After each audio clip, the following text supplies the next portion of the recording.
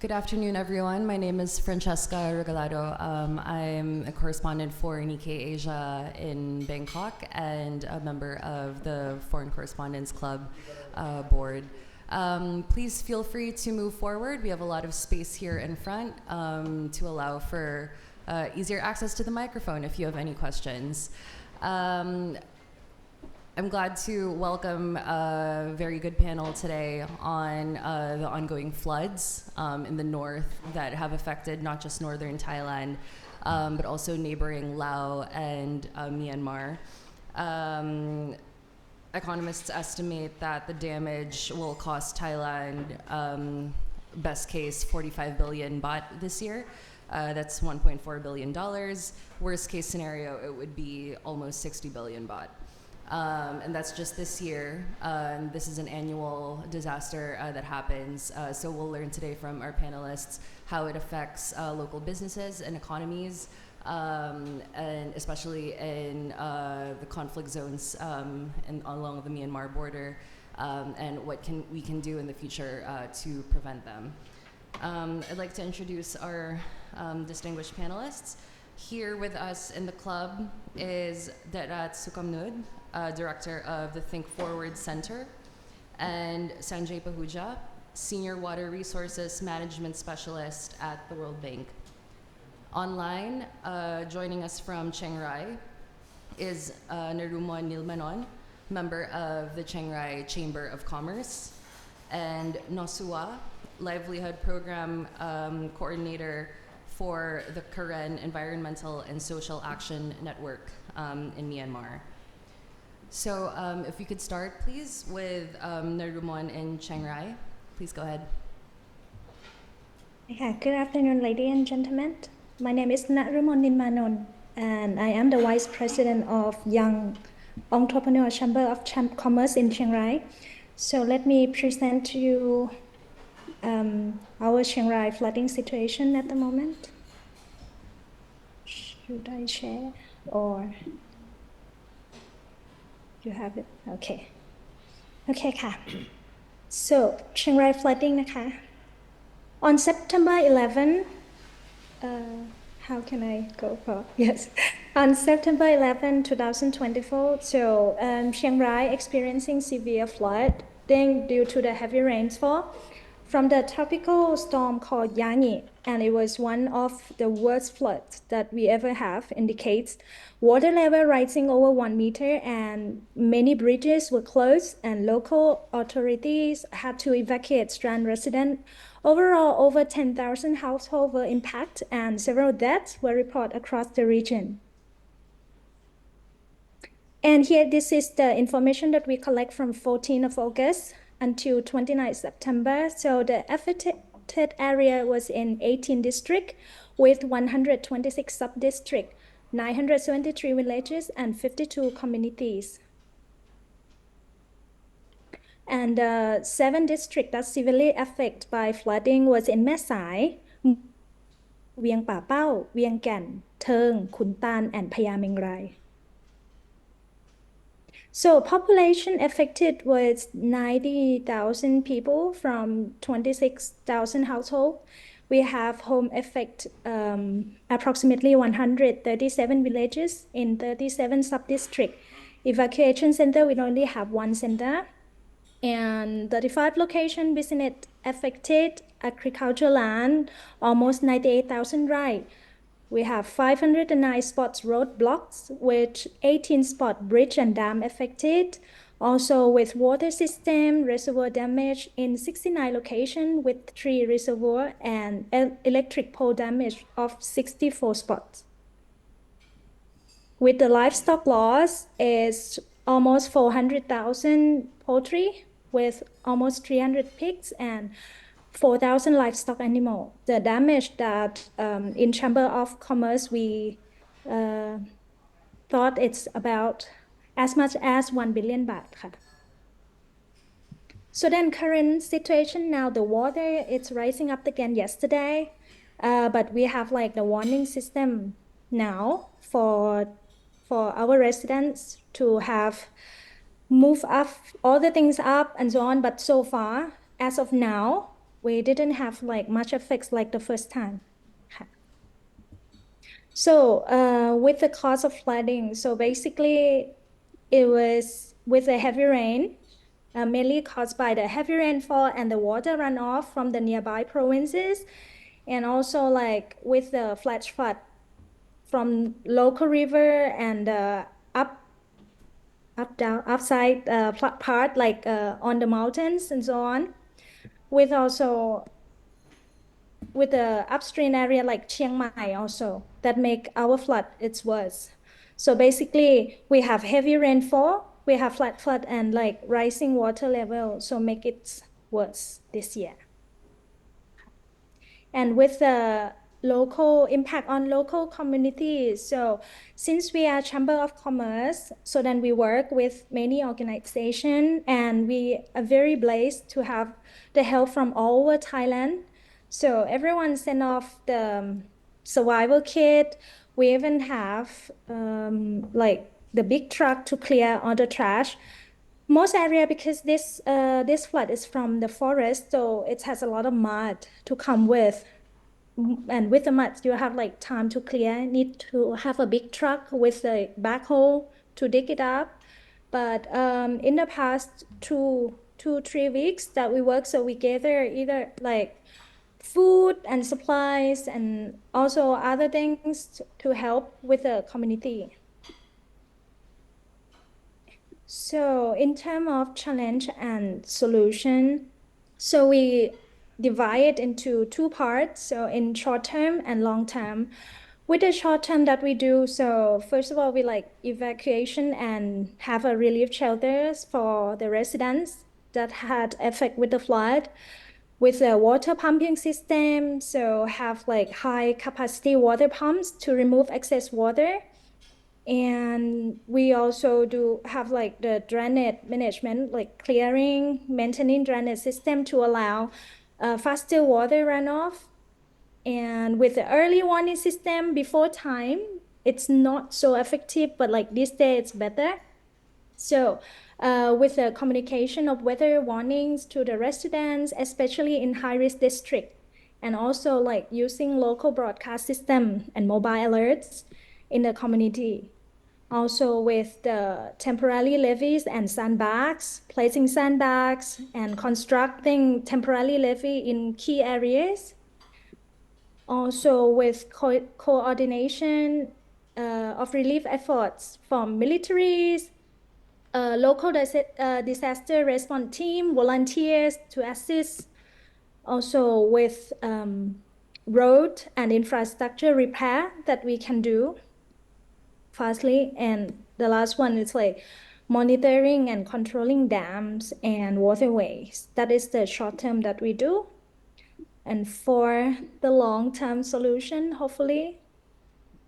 So first, we hope that we can upgrading infrastructure, including flood-resistant construction.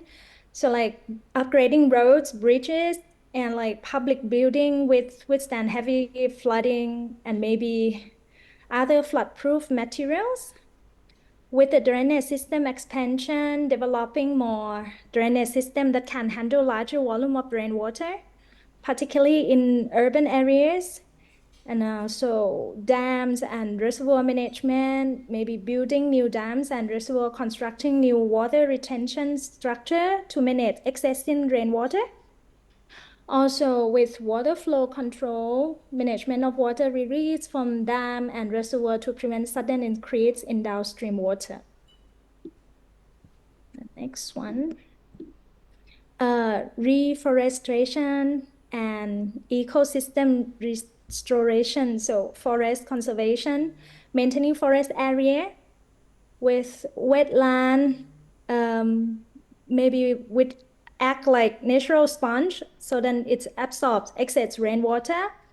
The river dredging and embankment, so removing silt, sediment, and other blockage in the river to increase the capacity to carry flood water. Strengthening riverbanks, so prevents river from overflowing into populated area. Next one is community education and preparedness. Last time, our main problem was that people have not prepared for this. So we hope like this in long-term solution. So we have this public awareness campaign. So educating communities about flood risks, teaching them how to prepare, respond, recover from flood and other things. So we have zoning and land use regulations, implementing and enforcing stricter zoning zone to prevent building in high-risk flood zone maybe. Climate change adaptation with flood prediction system with advanced technology like satellite monitoring, hydrological models to predict flood risk, building climate resilient communities, international collaboration and funding, like working with international organizations and governments to secure funding, technical expertise for long-time flood preventing projects, and research and developments, for example. So that's it, my part. Okay, thank you. Thank you very much, Naruman, for your presentation. Please stay online for questions at the end of the panel discussion. We'll move on to Myanmar. Sua, please go ahead. Good afternoon, ladies and gentlemen. First of all, thank you so much for inviting Kinsa to participate in the event. My name is Shuwa. I am a community-based livelihood program assistant from Kinsa. Excuse me, Sua. Nice to would meet you mind, all. turning your And video now on? I will be talking about, can you please Oh. share my screen?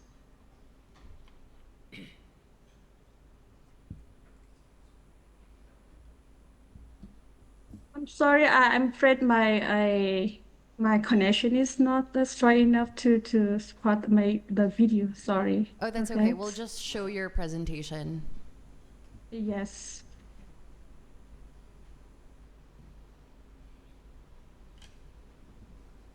Kuntam, can Also, you do have my okay.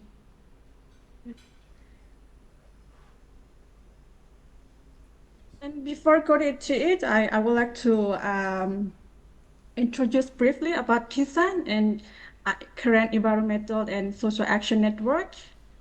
It's a community-based organization, non-governmental, non-profit organization that works to improve the livelihood, security, and gain respect for indigenous people, their knowledge, their rights in current state or of Myanmar or Burma, where the violence and inequities for over 70 years of the world have created one of the most poorest region in the world. And our mission is to strengthen current communities' ability to maintain sustainable livelihoods and ways of life, and while protecting Congolese wildlife and biodiversity. And we appreciate the opportunity to share our experience, providing an overview of flooding in current state and zoom in current Kinsa project area. Next one, please. Flooding has become more frequent and severe each year because of the climate change. This year, the rainy season has brought two periods of flooding already, one in late July and the other one in September. The flooding was a result of extreme rainfall, causing the river to burst their banks and flash floods, and also the landslides. And here in current state, it's affect all Sabah district, but in different levels. More than 1,300,000 people were affected, and included internally displaced people as well. And here is the most impacted district were Oahu, Dusatu, and Kalutu. These three districts affected the most. And when look at the damage, estimated several people die from the flooding, but the number might be higher by now. And it also has huge damage, huge impact on the food security and the livelihood of the people as well. Damage people farmlands, crops, paddy field, and food storage, and also the rice bank. And this will impact their food security for the coming year. And uh, also livestock. Thousands of livestock have been died, and this further it will further impact people's livelihood and food security as well. And wash also impacted flood caused damage to water source and also pollute drinking water source, so people do not get enough clean drinking water as well. And impact also have on the transportation and access, roads and bridge. There are washaways to so that people cannot travel to get supplies or health care and other needs that other purpose. And also landslide and floods, destroy house, community buildings and community halls, and also health clinic and school as well. And it's of course cause mass displacement of people, included displacement of people who were already IDPs from the conflicts in the area. And here Duplaya, estimately more than 7,000 people were were displaced, and also in Taum it's about more than 232,000 people were displaced. Yes, please. This is the statistic number of the affected populations and also loss damage from by the floodings. This is according to the CIDKP report in September. Yeah, it shows that the first one is show the its effect of this trip in Grand State, but in different level. As I mentioned, due to Taung and Klalutu, three districts is most affected in the area.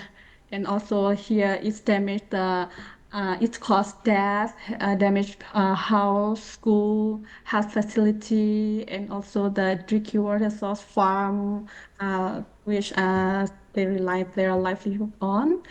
And yeah, and the rest, yeah, the number show. And this is an intersecting challenge that our Korean community are now facing too.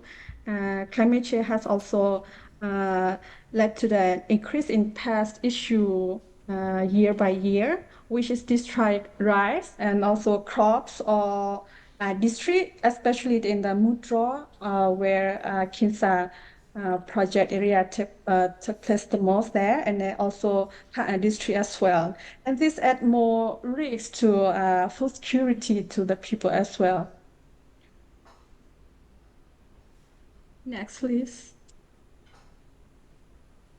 And ongoing conflict in current area, as it is continue bombing civilians, and it causes displacement because of the conflict and also the flood. Many families are displaced several times this year.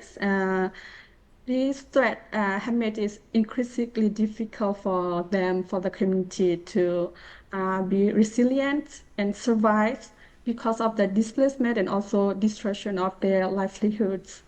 Um, Due to the conflict, most port has to go in cross-border, and it is the most effective way. And however, the flooding make it difficult to deliver cross-border aid to, especially to remote area.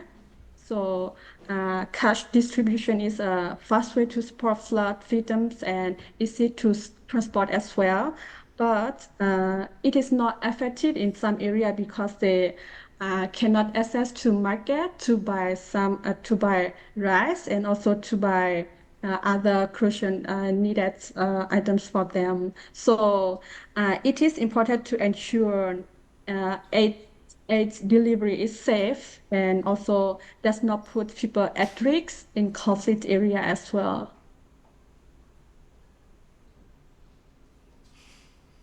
And this is how ICSO gets the resource for flood response. Civil society net cross borders CSOs provide the main way to get aid to the people that need it the most. And working as a network with strong relationship with KNU, current national union, and local communities with more than 20 years experience. Sometimes getting emergency funds from donor can take too long to release the money. However, they potentially can provide with large amount of money. And moreover, we also have found that private donation from like current people, boards, and churches and other individuals have been more efficient sometimes. And however, the amount of funding from private donation that we have received is unreliable. And at KISA, some of our project donors, they are flexible, they are very flexible and also have allowed us for some relocation of their fund to support the community in need during this disaster, this flooding period. And this is show how community in Kinsa livelihood project area prepared and respond to disaster in the project area. This is a community, the people in the community, they are the first to respond to what they have faced. They have experience in the ground. And this is a rest bank system. They have system to help each other to share rice while they face with resistance. And this is a mutual aid at the community level. KISAT have been supported this rice bank system for several years, which has trained the community preparedness for the disaster like flooding and so on. And next, please. And also, KISA has supported community funds amongst network of community in which some villager gives a percentage of their income from livelihood project to the fund. And so some of these funds, they have been used to support the needs of family during this time. And the community fund, this community fund acts as a social network, a social security net as well.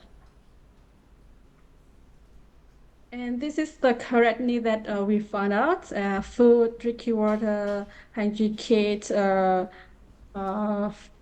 still needed for the affected population. And for the next several months, CSOs and KNU are still assessing the scale of the needs and how long community will need aid for. And when it is important to respond in emergency situation, community also they need to a long-term funding to support their rehabilitation and also resiliency of their community as well. And finally, continuous support for conflict affected community is still needed.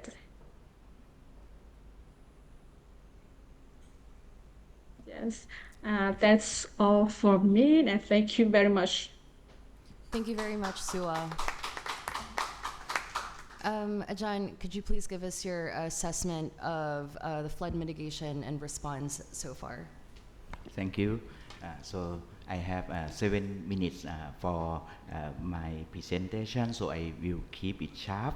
I start by presenting the 5 improvement that maybe we require from the lesson that we learned from this year flooding. Please, slide, please. Okay.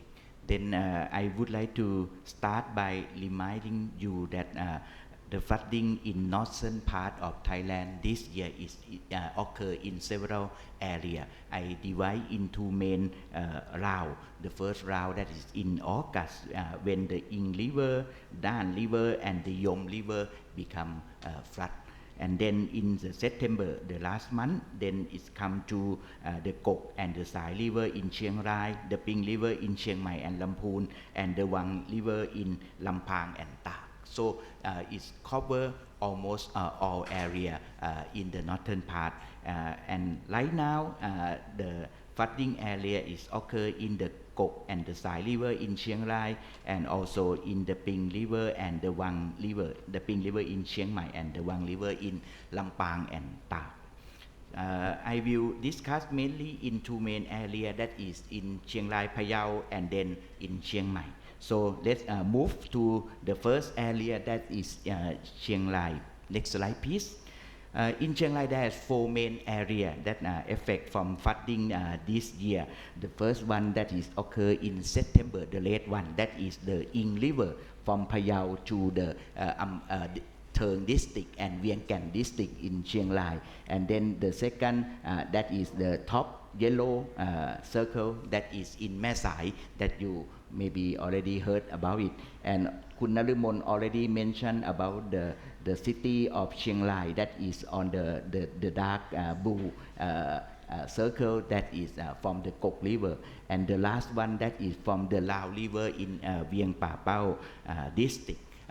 Most of this flooding in Chiang Rai is come from flash flood, that is mean even only 1 day of heavy rainfall. At next day it's turned to be flood. So this is quite serious in terms of warning system. So we require much more efficient the warning system, much better warning system. Otherwise we cannot make the kind of warning before times. So we have the problem in terms of warning system. I start from the data correction. We have the inadequate flooding checkpoints, as I already showed you in the previous slide. Only 1 day of heavy rainfall can turn to be the flooding because of the geographical condition in Chiang Rai. So what we need is more rainfall station in the mountainous area. Previous technology, we always have this kind of rainfall station in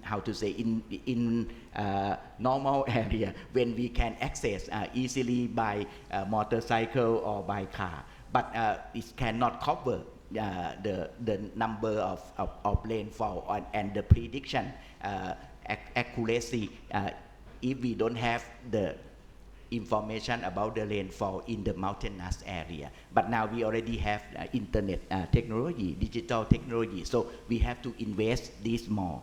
Then at the same time, the runoff river station we also need more. In terms of Ing River, for example, there are only 4 runoff station to measure the water in the river. But if you look at, sorry, it's may not clear, but if you look at the Ing River, they have 6 main branch of the Ing River that go into the same river. With only 4 runoff station is not adequate in order to keep the warning system more effective. Then the second, I would like to mention about unclear warning message. This is maybe the progress in this year that the Department of Disaster Prevention and Mitigation start sending the SMS message into our telephone. But if you can see the message is still not so clear enough. You see, they say DDPM warn the Wang River overflow. Please ready for response and evacuate. So it may somehow unclear for the local people to prepare for actions. In fact, we would like to have, next slide please, the process of warning system. The first one on the left hand side, that may be 12 hours before the flood. You should have some kind of early warning, something like you have to ready, and then maybe during the 3 hours to 7 hours, that is the emergency action required. So it means that you have to evacuate now. But the warning system that we have from our government is still only once and it's not so clear. That can be improved very within very short time. I mean, if we understand, we can change it. It's not the big problem. Then we also have the problem about the warning tower. For example, during the August 2024, in Chiang Rai, Nan, Phrae, and Phayao, that is mean the Ing River and the Nan River and also the Yom River. These four provinces have flooding, and in fact they have hundreds of warning towers in these four provinces, but only 2 warning towers work in warning people. And in September in Chiang Mai, they also have another problem when the warning tower did not work properly, and they say something like this because of the raining period. So you don't have enough sunlight to power through the solar PV to make this warning tower work. So this is something like we need to be improved. But not only in our country, in our border. Next slide, please.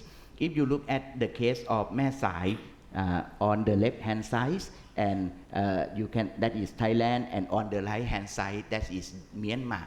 And Mae Sai is just next to the point that Mae Sai River turned to be the Chao border of Thailand, less than 1 kilometer. So that is mean that most of the catchment area of the water is in Myanmar. So we cannot have the early warning system without cooperation with our neighboring country. This is something that need to be developed further, and is also benefit for both countries. And not only in case of Mae Sai, if we look at in case of the Kok River and also the Ing River, next slide please. We also have the problem in Mekong River, the water level in Mekong River, because the water level in Mekong River now did not occur because of natural, but is managed by the dam in the China and also in Laos. So the water level in Mekong River also affect the drainage from the Kok River and the Ing River in Thailand into the Mekong River. So in the future, we need more concrete working together, relationship cooperation between China, Thailand, Myanmar, and Laos in order to manage in this area. And I would like to add one thing, that if Pak Bang Dam were built, it will make this situation become more complex, because it's not only the Jin Hong Dam in China that flow the water into the Mekong River. We may have the Pak Bang Dam that may block the water in Mekong River also. So this is quite complicated. So now I would like to move to Chiang Mai for a little bit for small point that I would like to add at the end. In Chiang Mai, you can see that they have all these 3 types of flooding in one province. They have flash flood in Chiang Dao and in San Patong, Hang Dong. And then they also have overbank flow from the Ping River in Chiang Mai, Mueang Chiang Mai, and in Lamphun. And they also have the drainage flooding in San Kamphaeng and Sarapi. The drainage flooding is not occur only in the city or in the town, but it's occur in some area that I would like to show you. Next slide, please. San Kamphaeng and Sarapi is not next to the Ping River, it's somehow far away. Sarapi, some area is next to the Ping River, but some area is quite a little bit far away. Next slide, please. But if you see the level of flooding, next slide, please. If you see the level of flooding, you can see that it's quite big problem as well. And they say something like, in the social media yesterday, you can see something like Sarapi flooding for the longer term compared to the city of Chiang Mai, for example. This is because of the drainage flooding. Next slide, please. In fact, this area previously, next slide, please.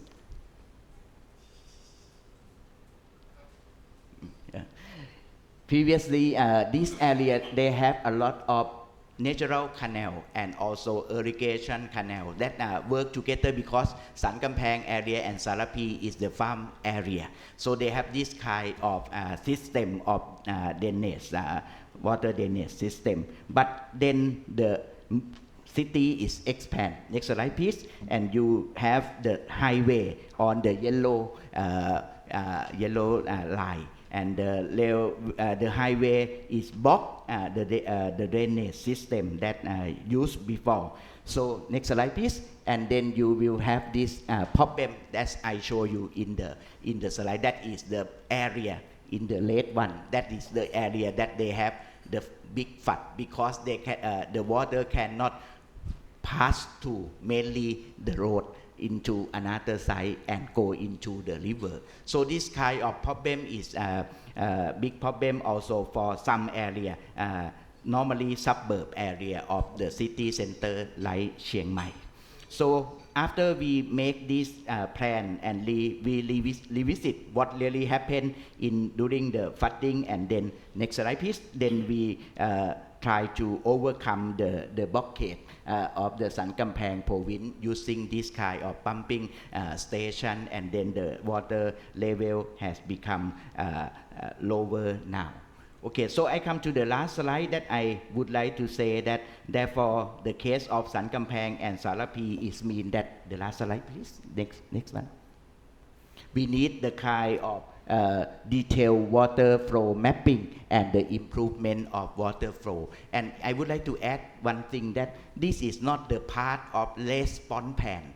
When we in Thailand we have the response plan, we mean something like how to help the people, how to deliver food, how to bring people out, evacuate people. But the local authority, they don't know how to pump water off. What kind of the direction of the water drainage in their area. So this is something that we would like to add in the future. I would like to add half of minute about the support of local authority. I agree with Kun Narumon that the support for the local authority is very crucial, not only in recovery from the severe flooding. For example, in case of Mae Sai, they need to repair or to recover the pipe water system, drainage system, natural canal, landfill, waste management. They already full because of the flooding. So the local authority require a lot of resource, and also they need more resource in order to flood prevention and also the flood response for the next flood if it occur. In case of Vieng Can, there are one case that is very interesting. Vieng Can is in Chiang Rai, that local people ask the local government in order to resettlement their area because there are live in the area that is high risk for the future landslide because of flooding. So that is all. Thank you. Thank you, Ajahn. Sanjay, will you please walk us through the risk to the Central Plains and Bangkok from the Chao Phraya River? Thank you. So I'm new to Thailand, 9 months, and unlike my other speakers who speak from deep experience and knowledge of the place, I speak from last 9 months of work, but the primary part of my work is to support the government of Thailand in preparing plans for managing floods in the Chao Phraya basin. So we have, we could show this later. I'd like to come to this later so you could take it off. Thank you. So we have seen these snapshots, including from Myanmar, about flooding and how it looks. I want to take a step back and let's look at Thailand as a country, at its development journey, which is quite impressive. If I'm the finance minister of Thailand, there's so many things that come to me. There's this ministry, they want to build hospitals. We want to bring foreign investment. We want to catch up in the newest, best technologies in manufacturing. We want to develop skills. We want to still bring water supply to many people. And then comes this, flood management. So it's just one of the things I have to do. Or is it something more fundamental that is qualitatively, priority-wise, I should treat it differently from everything else? Because floods and droughts happen everywhere. There are very few places in the world. In West Africa, at the edge of Sahara, we have had very bad floods. So they happen everywhere. And they happen even in rich countries. Just last few weeks, in Austria, in Germany, in the United States, massive floods, billions of dollars of damage, and we cannot protect everyone everywhere. But I'm trying to make the case that for some areas in Thailand, flood protection is not just another folder or business that you have to do. It is much more fundamental, and if you don't do it, nothing else that you do would matter. And why is that? And I would qualify that. There's this concept of hydraulic civilizations, and this was a philosopher, Carl Wittfogel. But when he talked about hydraulic civilizations, he mostly was looking at South and East Asian countries. And the idea was that civilization or empires cannot come till they actually control water and protect people from floods and can get irrigation to become possible.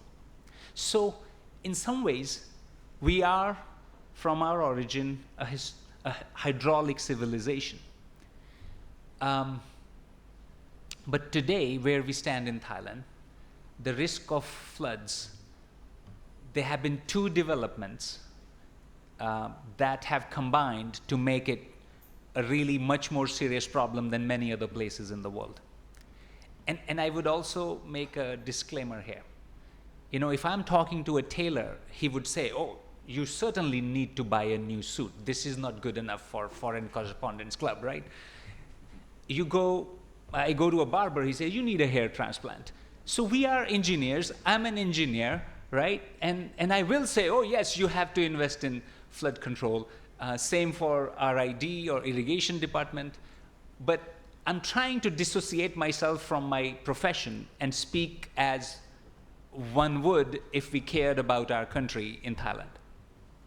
So first is, risk is a product of two things: the hazard, which is the flood, and the exposure, which is how much is at risk. So hazard, like everywhere else in the world, has increased. As the temperature increases, the capacity of air to hold water increases. That's why we are going to have more intense rainfall and more frequent rainfall. So every 1 degree temperature rise of air gives you 7 or 8% increase in the moisture holding capacity. And these are recent numbers. In the Chao Phraya basin, the flood that we could expect to happen 1 in 120 years, in less than 15 years, that will become a 20-year flood. That is crazy. And the 20-year flood in the same period of time would become a 5-year flood.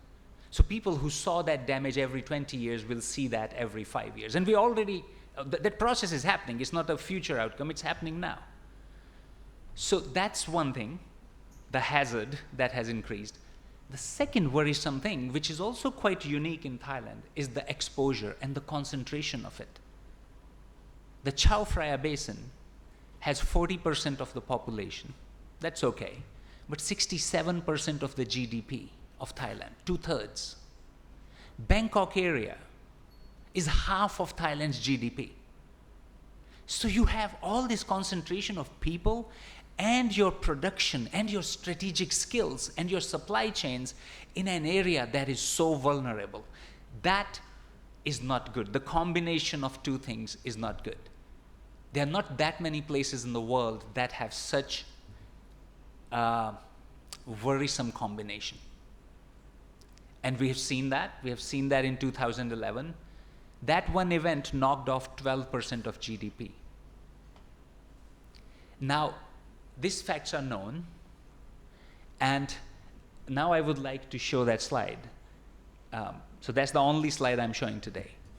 And it shows the flood damages and the investment in flood control in Japan for last 150 years. Can we have that slide, please? There you go. So the red is the damages, and the green yellow line is the flood control budget. And both of these are shown in terms of percentage of GDP. And this speaks to a realization of a people who say, wow, we cannot afford those kind of events, especially in late 40s and 50s. These two typhoons and the flooding they caused, both more than 10%. Japan has consistently spent 1% of its GDP every year, non-stop. And you can see how they brought down the damages. So in Thailand, our expenditure on flood control is 6.5 billion baht. If you look at that, that's not 1%, that's not 0.1%, that's 0.04%. But I'm trying to say that the challenge we are facing is somewhat similar. And there are other examples in the world. The Netherlands, they realize the same thing. They say, we cannot do anything in our country. We can build roads, have industry, but it'll all get washed out unless we protect ourselves from flooding. California did the same thing. They didn't have too much water, they had too less water. Israel, same thing. Mekong, the national water carrier. These are nation-building exercises, and we have to realize that if we don't do that, we're just running on a treadmill. We can build, and it'll get washed out every few years. And that is a realization, I think, that's important. I just want to close with one more point, which is relatively new, and I'm still sort of absorbing it. Oftentimes, the flooding is seen as a problem of rivers. But I think you started showing some of that, Professor Desharut, which is, in many cases, it's just a problem of local rainfall. There has been a retrospective analysis of the 2011 flood. And the worst flood-affected areas between Nakhon Sawan and the Gulf of Thailand, 74% of the water was just local rain that fell in those areas, and only 24% came from upstream and the overflow of the riverbanks. That means we need to look at the development. We need to look at how, when rain falls, how quickly we can move that water out. And it's not just a question of building dams upstreams and managing the dams better, etc., which are very important, and especially the interventions you spoke about. They are cheap. They can be done. There's no technological barrier. So we must do that, and same in Myanmar and same in the upper reaches. Thank you very much. Thank you, Sanjay. I'd like to open the floor to questions from the audience. If you have something to ask the panelists, there's a microphone in the back that you can use. Can I start with a question about, is there a greater burden on Thailand to coordinate the international cooperation and also to put in the funds for these investments? Because in the Mekong region, it's better placed than Myanmar or Laos. Oh, it's for me? For anyone in the panel, yes. Professor Desharut, do you want to take? Thank you. I think it's very necessary to coordinate this, and Thailand has also potential in coordinate this. And in fact, it's not require huge financial resource. It's just small.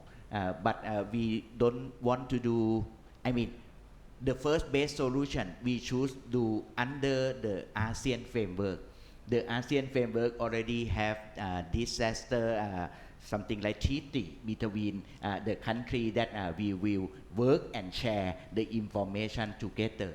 They call Article 7 in the treaty. So I think we can use the ASEAN framework in developing this together. And if we develop together, it's not only flooding, it's also PM 2.5, which I came here last summer. So we can invest together, we can share together, and we can prepare better together.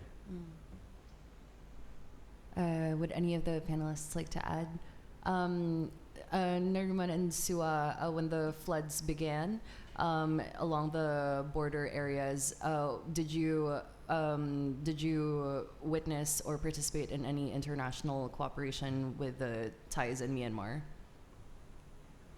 Not as I know, but no, mostly like cooperation, like coordinator it's in from the locals and from volunteers. First, the volunteers come first, and then probably followed by like government and authorities after. But for like international, like as far as I know, not yet. Or maybe there has with some other organization, but not within what I know. Sorry. Thank you.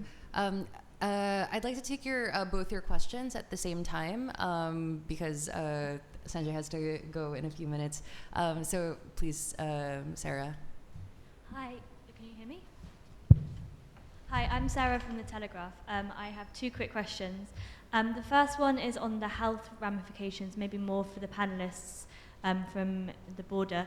But what are you seeing in the aftermath of these floods? Are there big outbreaks of diseases? And what are the monitoring systems like to keep tabs on that?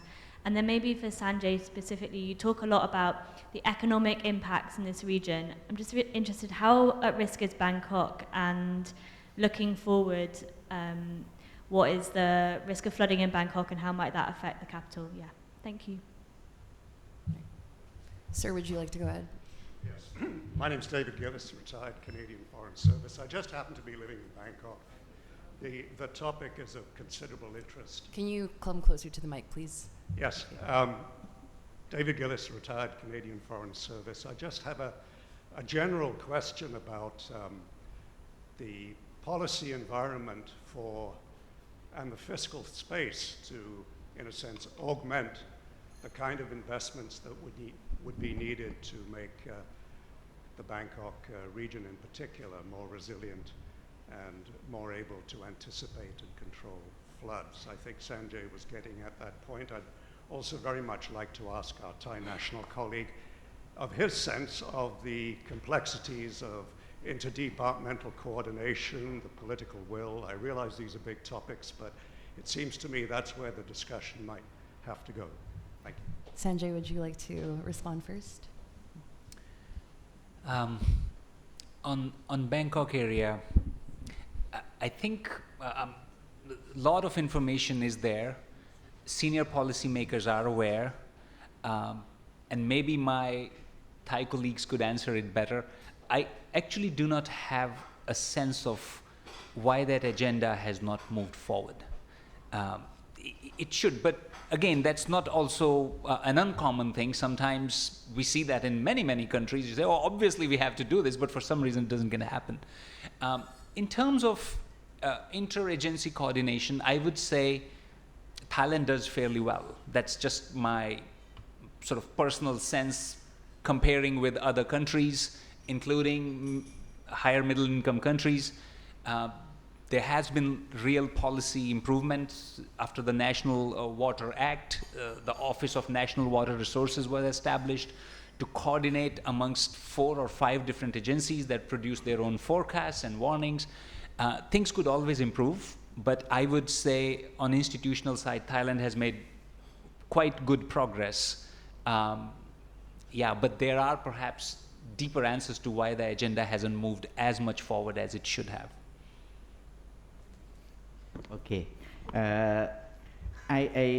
For Bangkok, in fact, the government since the last main big flooding in 2011, they have the investment plan in order to protect the Bangkok and Vini City. The main plan is to build the big canal in the eastern part of Chao Phraya River basin. They call China to Pasak. Pasak in Saraburi province, and then from Pasak down to Gulf of Thailand in around Chachoengsao province, something like that. That is in the plan, and the plan is still going on, but a little bit slow, mostly because of the budget system, not because of amount of budget, but because of the budget system, which may require several things to do, and also that make the project is become a little bit late.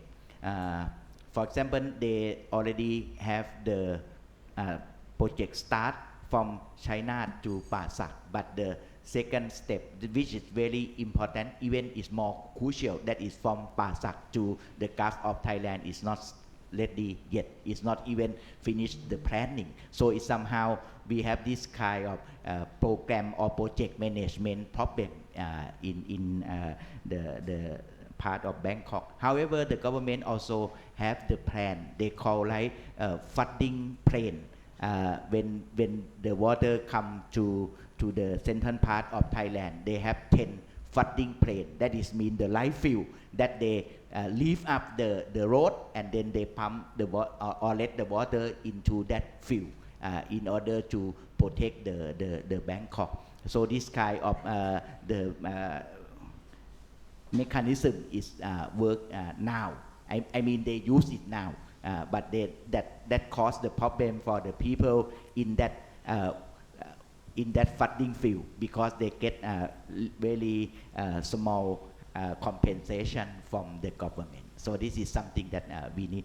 I just would like to add that I agree that physical environment is very important, but I also would like to mention that small detail in physical environment is very crucial for flooding.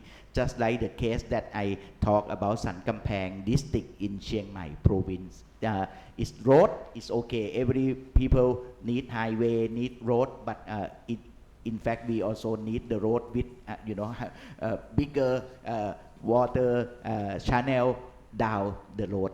But now they, for example, the canal is 10 meter, but the water drainage under the road is only 1 meter.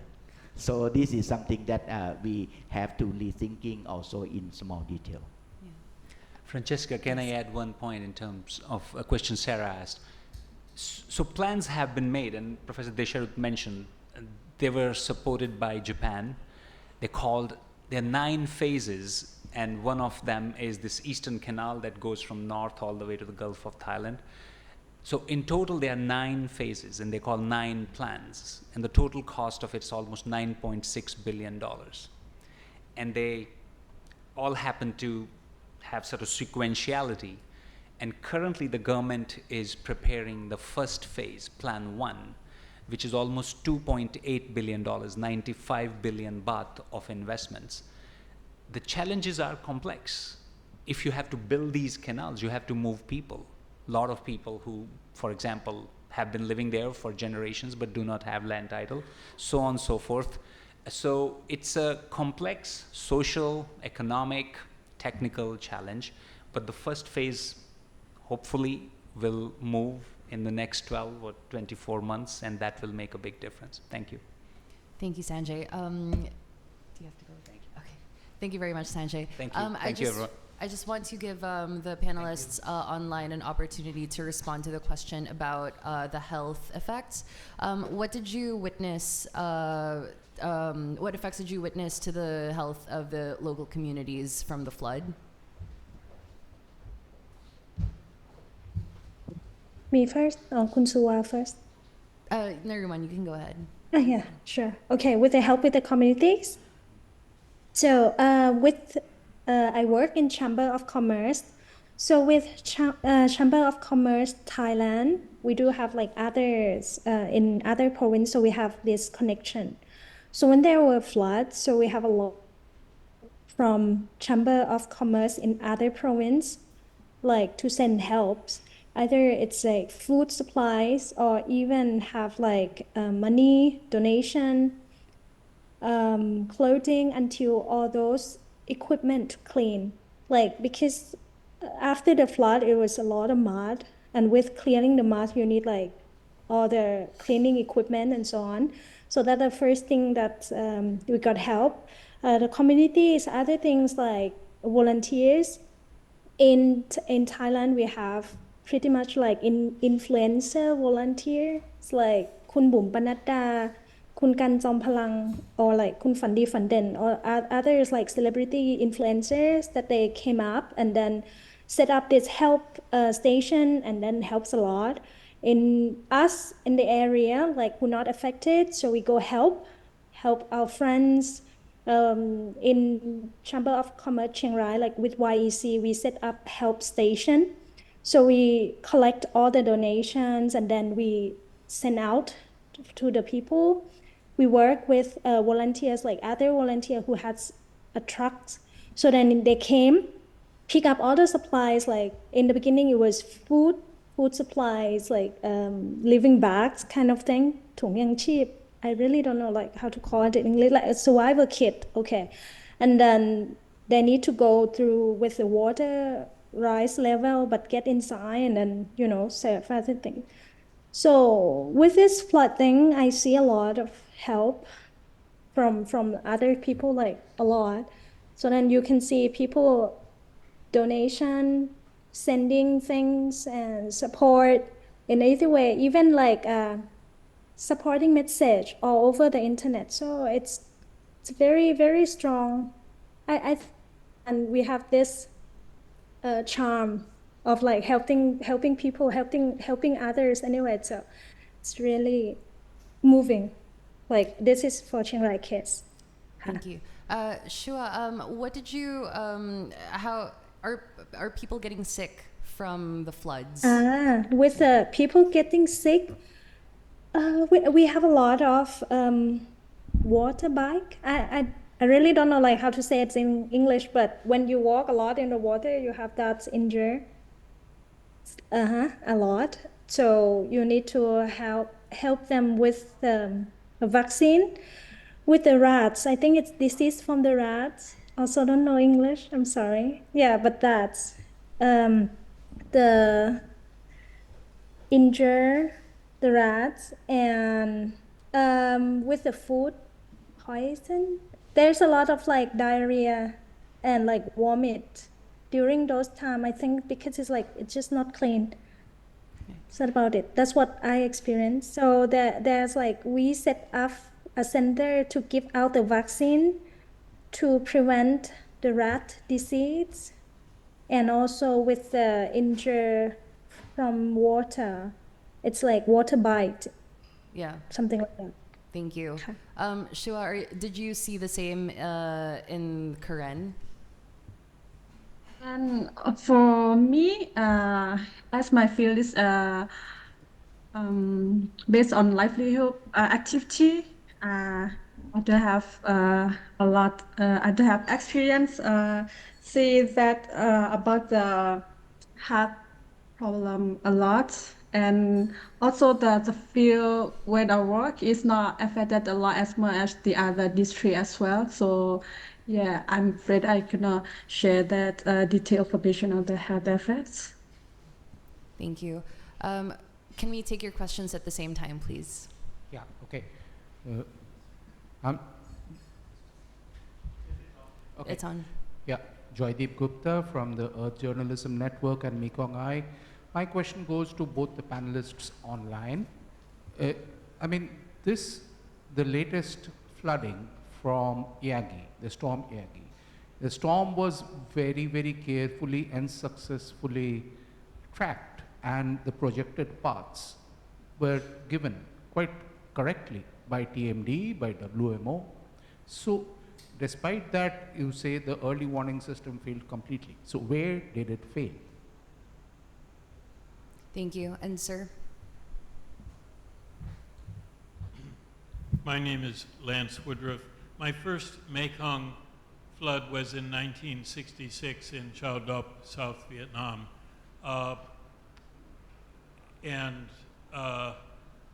I became information officer of the Asian Institute of Technology because of my articles on the Mekong.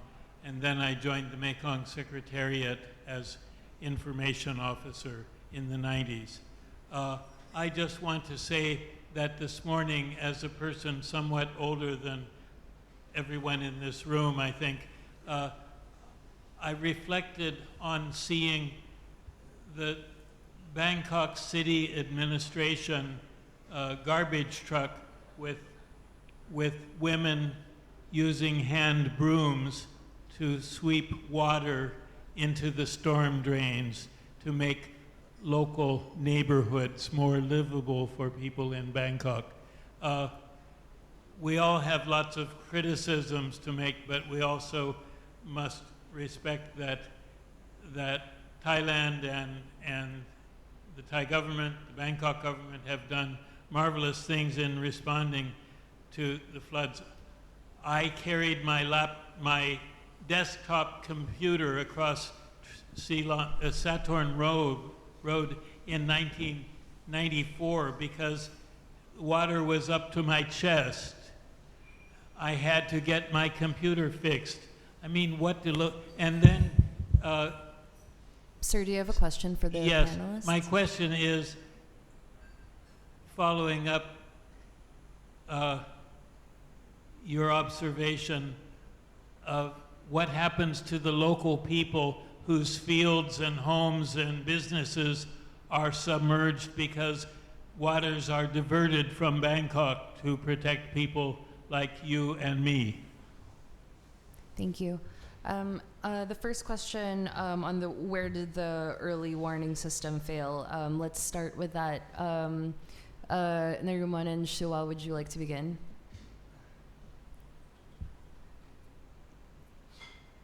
All right, I go first then. So in Chiang Rai, with the early warning, the warning is just saying like storm Yangi, it's coming.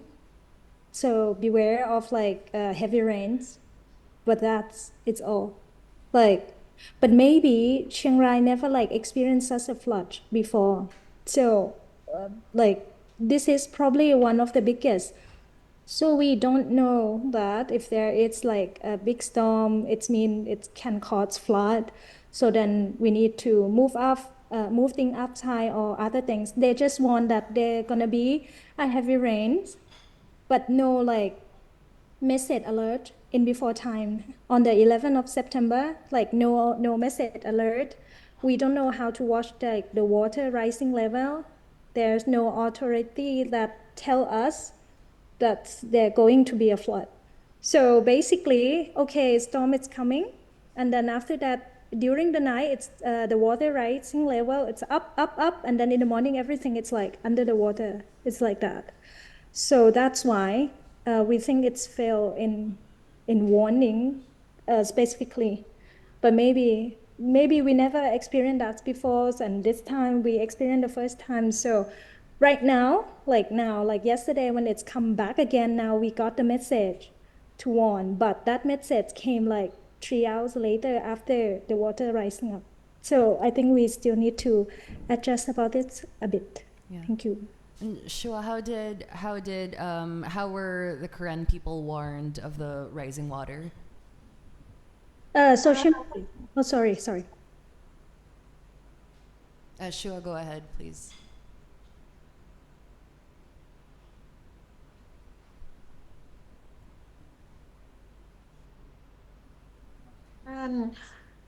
For Korean people, especially in Korean states, from the area where I work, there is no early warning system like SMS or something like that. But a few people have like radio. They got a weather broadcasting or message through radio, and not all of them have that. So it is very difficult to access the information for flooded and other information as well. Right, so it's spread by word of mouth on the radio. And John, would you like to respond to the Yes. final question about what happens to the people outside Bangkok who get affected? For the people in the flooding field, they have big difficulties.